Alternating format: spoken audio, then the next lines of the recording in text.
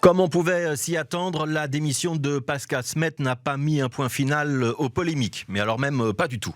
La présence d'une délégation iranienne au Brussels Urban Summit continue de faire des vagues. C'est en train de devenir un feuilleton, un incendie même, incendie qui se propage et dont les flammes atteignent désormais les portes du 16 rue de la Loi, le cabinet du Premier ministre Alexander De Croo. Dernier épisode en date, donc dans ce dossier, la révélation d'un contact entre Hadj El-Habib, ministre des Affaires étrangères, et le Premier ministre sur la délivrance de ces fameux visas accordés aux Iraniens pour qu'ils puissent venir assister à un colloque dont on ne se serait jamais douté qu'il prendrait autant d'importance.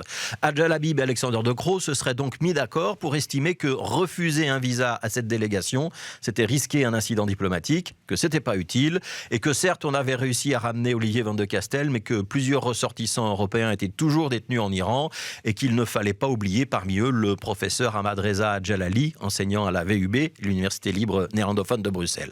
Très bien. Sauf que cette notion de prudence diplomatique n'avait jamais été mentionnée jeudi dernier, lorsque Hadj El-Habib à la Chambre avait mis toute la faute sur Pascal Smet, arguant que s'il n'avait tenu qu'à elle, on n'aurait jamais invité les Iraniens. Alors on pourra toujours objecter que effectivement la faute initiale c'est bien l'invitation, que celle-ci émane des organisateurs du colloque fort soutenus par l'ex-secrétaire d'État bruxellois. Il n'empêche que c'est une évolution du discours de la ministre des Affaires étrangères et un discours changeant dans une affaire sensible. Les députés n'aimeront pas forcément cela. Mais il y a plus grave encore. C'est la procédure en urgence utilisée dans le cadre de la délivrance de ces visas. Jeudi dernier, à la Chambre, Hadj El-Habib indiquait que la procédure impliquait de prendre l'avis de l'Office des étrangers. Mais d'après le journal L'Écho de ce matin, la consultation de l'Office des étrangers a été assez formelle. Une aide administrative, pas réellement une demande d'avis. Une précipitation d'autant plus fâcheuse que les Iraniens sont venus en grande délégation, 14 personnes, pour participer à un colloque sur les grandes villes, c'est pas rien. Et qu'en plus, la liste des visas délivrés n'était peut-être pas tout à fait celle des personnes invitées et que parmi ceux-là, il y a quand même certains qui présentaient un fameux pédigré, notamment Abdelmoutahar Mokaddakani, ancien rédacteur en chef du journal télévisé de la télévision d'État iranienne, aujourd'hui chef des affaires internationales de la mairie de Téhéran. C'est un monsieur qui a fait retirer les photos des femmes qui ne portaient pas le hijab sur le stèle des cimetières. Oui, vous avez bien entendu, il a fait retirer des photos des tombes s'il n'y avait pas le hijab sur la photo.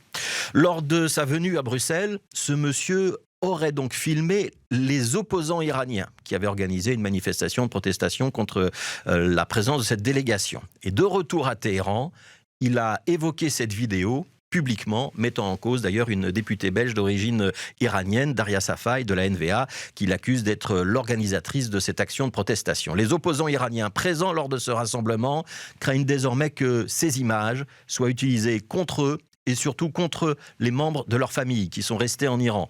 Et là, on est bien plus loin que la maladresse ou l'aveuglement de Pascal Smet.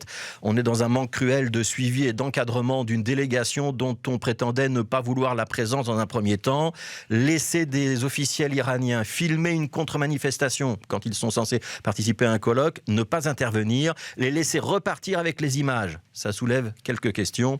La ministre des Affaires étrangères, mais aussi l'ensemble des services de sécurité et de renseignement, dans leur ensemble, vont devoir y répondre.